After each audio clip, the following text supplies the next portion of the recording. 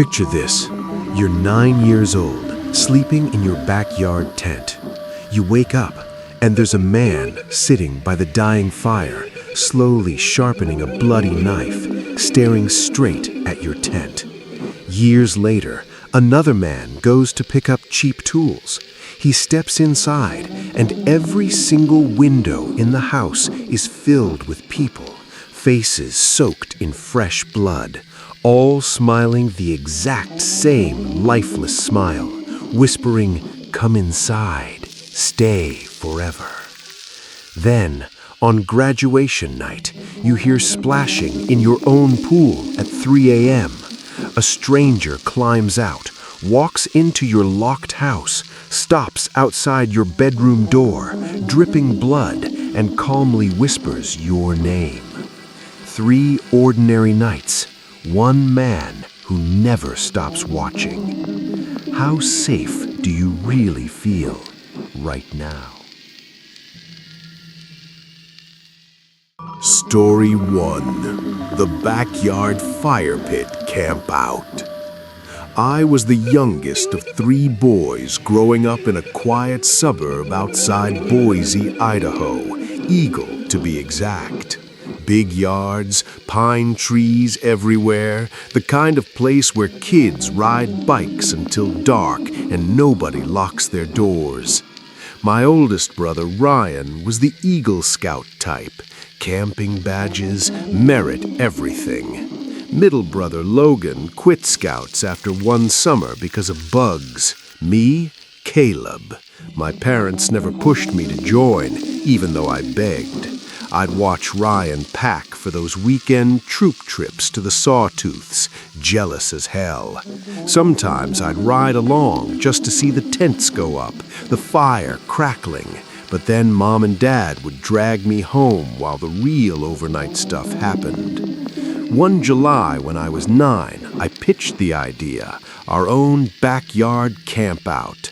Our lot backed right into thick national forest land. No real fence, just scrub pine and rocky trails fading into wilderness.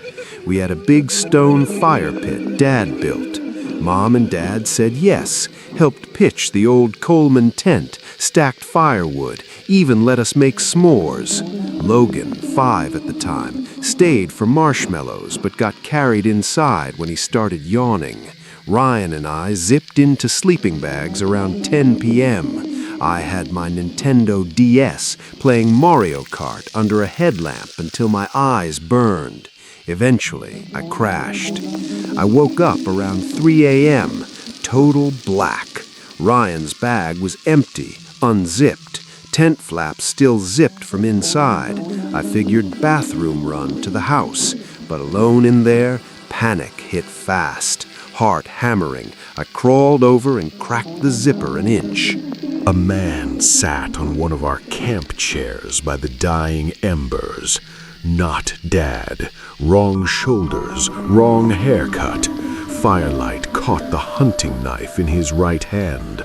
Long blade streaked dark red, fresh. He stared straight at the tent like he knew I was watching. Then he smiled, slow, teeth showing, and raised the knife like a toast. I slammed the zipper shut, scrambled back, burrowed into my bag, pretending to sleep. Minutes felt like hours. Chair legs scraped dirt, boots crunched closer, deliberate, unhurried. A shadow fell across the nylon. The zipper started down again, tooth by tooth.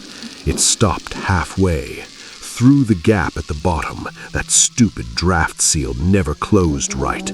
I saw his eye, wide, white, unblinking, pressed to the opening.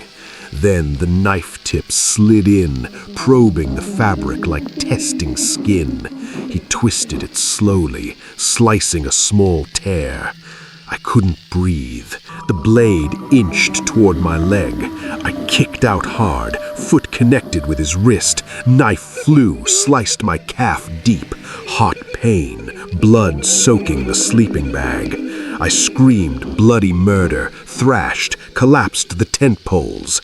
Dad burst out the back door yelling, flashlight beam swinging. The guy bolted into the trees. Dad found me bleeding, dragged me inside. ER trip, 12 stitches, tetanus shot.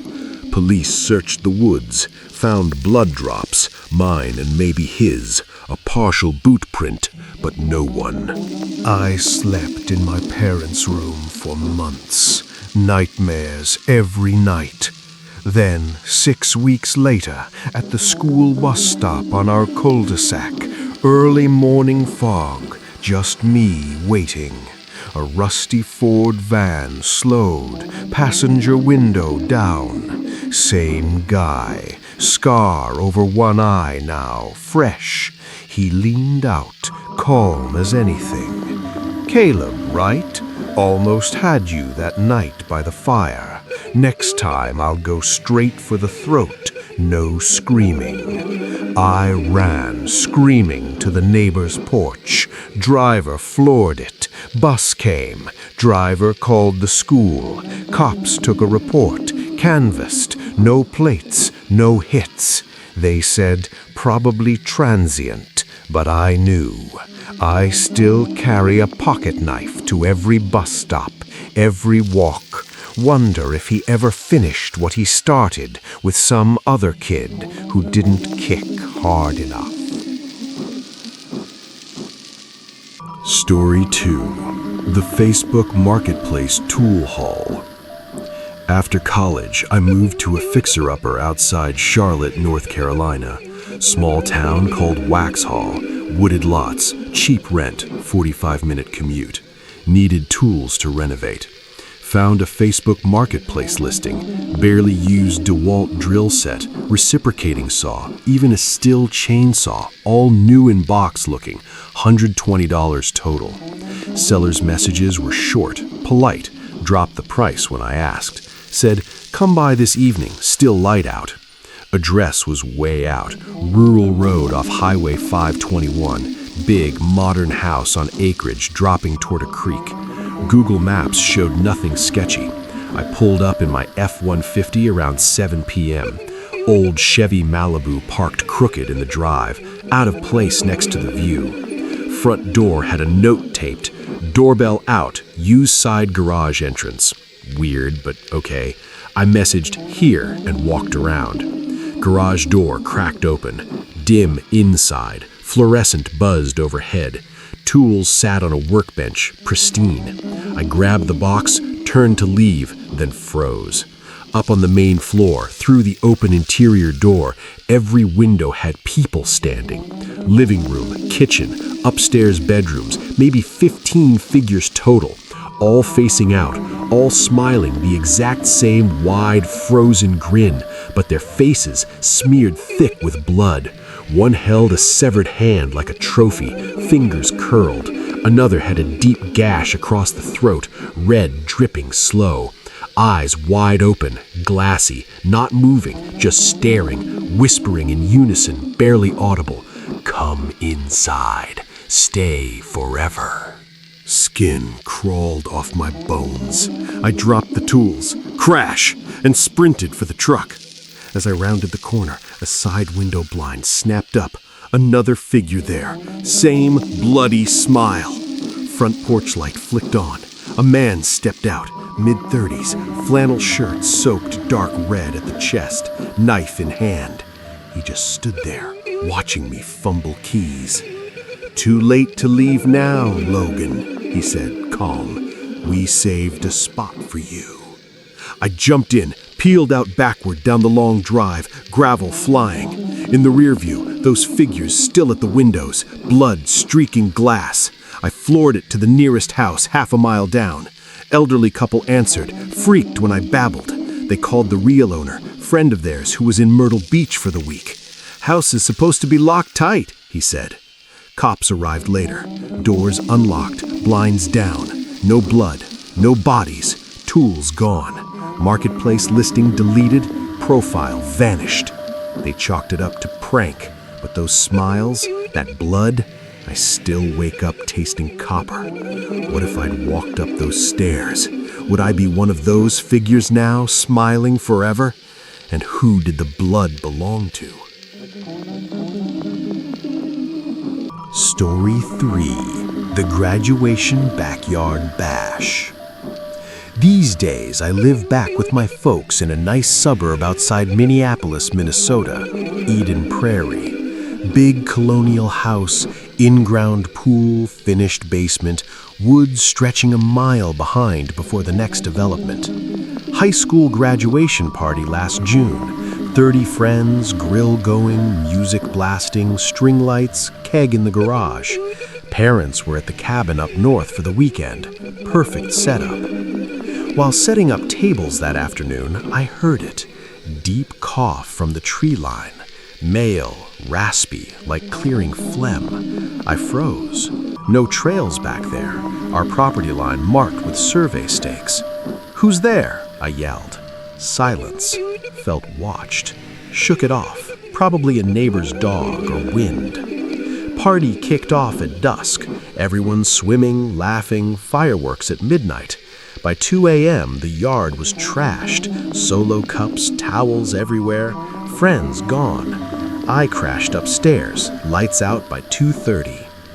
At 3:15 a.m., huge splash, cannonball into the deep end, then steady laps. I bolted upright, crept to the window overlooking the pool. Underwater lights on low. A guy swimming, tall, dark hair, no trunks from the party. He stopped mid-lap, looked straight up at my window. No panic, just stared. I yelled, "Get the hell out!" He climbed out slowly, water streaming off, walked toward the back sliders. Locked, I checked twice. Then the door slid open. Wet footsteps on tile, slow, heading upstairs.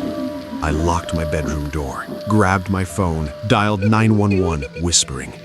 Footsteps stopped outside. Water dripped, plop, plop, onto the hardwood.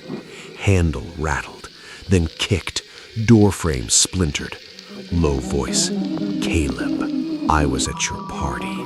Open up, or I'll take your mom next, like that girl from the woods last summer." I whispered the address to the operator. He kicked harder, wood cracking. I dove into the walk-in closet, buried under clothes. Door burst open. Heavy steps. Bed creaked. He sat down. "I know you're in here, graduation boy." Screwdriver scraped the floor. Big flathead, tip crusted red. He stood, walked closet door. I held my breath. Sirens wailed distant. He paused, then bolted, downstairs, out front door, slamming. Cops arrived fast, followed wet prints and blood drops from sliders up to my room. Fresh human blood, typed to a missing 19-year-old girl from Chanhassen who'd vanished hiking nearby 2 months earlier. Basement crawlspace door pried open, his entry point. No other trace. They said, opportunist during the party chaos. That cough? Him watching all afternoon. Now I triple lock everything, basement included, sleep with a bat by the bed. Still wonder, if I checked the woods that afternoon, would that screwdriver be buried in my chest instead?